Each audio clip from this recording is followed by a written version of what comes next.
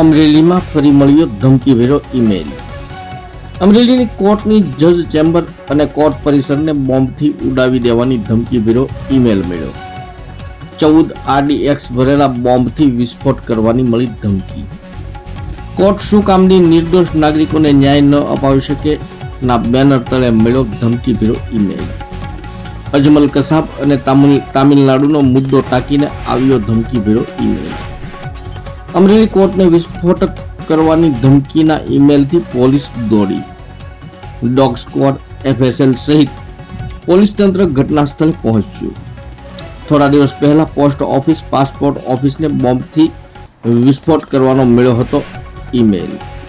ફરી ઈમેલ દ્વારા કોર્ટને ઉડાવી દેવાની ધમકીથી અમરેલી પોલીસમાં દોડધામ। કોર્ટ પરિસર ખાલી કરવાની કાર્યવાહી પોલીસે હાથ ધરી લોકોના ટોળે ટોળા ઉમટ્યા।